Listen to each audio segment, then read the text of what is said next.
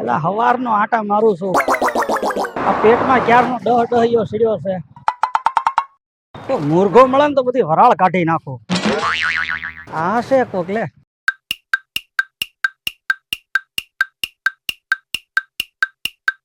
બોલો કાકા, શું પ્રોબ્લેમ છે? ના ના કોઈ પ્રોબ્લેમ નથી, પણ તમે આ કોની હારે વાત કરો છો? હું મારા મિત્ર હારે વાત કરી રહ્યો છું. તમારો મિત્ર? તમારો મિત્ર શું કરે?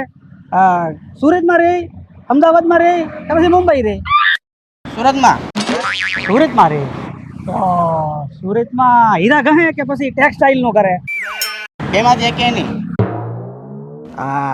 તો હું તમારો મિત્ર સુલભ શૌચાલય ચલાવે છે? અરે કાકા, તમે કહેવા હું માંગો છો ને? આ સુલભ શૌચાલય એટલે શું? હવે અહીંયા શું છે, હીરા અને લીરા આ બે જ હાલે, બીજું તો કઈ છે નહીં. એટલે મને એમ કે સુલભ શૌચાલય કરતો હોય છે. અરે કાકા, પણ તમે છો કોણ ને અહીંથી નીકળો છો? હું તો અહીંથી નીકળી જાય, પણ તમે અહીંથી નીકળીને ક્યાં જાઓ? હું તો અહીંથી નીકળી મારા ઘરે જાય. બીજું શું છે કાકા તમારે? તો તમે કઈ સોસાયટીમાં રહ્યો? એટલે સોસાયટીમાં રહ્યો, રો હાઉસમાં કે પછી ઝૂંપડપટ્ટીમાં? હે ભગવાન, હું તંબુ તાણીને રહું છું કાકા. હવે કેવું છે કાંઈ તમારે? કાંઈ નહીં, આ તમારો વેહ જોતા તો એવું જ લાગે છે કે તમે તંબુમાં જ રહેતા હશો. તો તમે જે તંબુમાં રહ્યો છો એની આજુબાજુમાં કોઈ નદી, તળાવ કે પછી ઝરણું કાંઈ છે? એ કાકા, એ મને થોડી ખબર હોય. એ તમને કેમ ખબર ન હોય?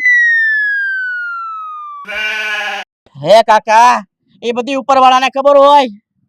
ઉપરવાળાને ખબર હોય એટલે તમે જે તંબુમાં રહ્યો છો ઈ તંબુની માથે એક બીજું તંબુ બનાવેલ છે, એટલે તમારું કહેવાનું એમ છે કે ઉપરનું જે તંબુ છે ઈ તંબુ વાળાને બધી ખબર હોય એમ ને?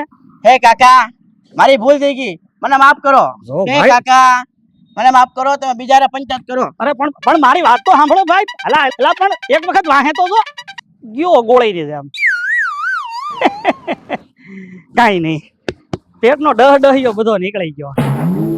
હવે કોઈ બીજો મૂર્ખો ગોતવા દે.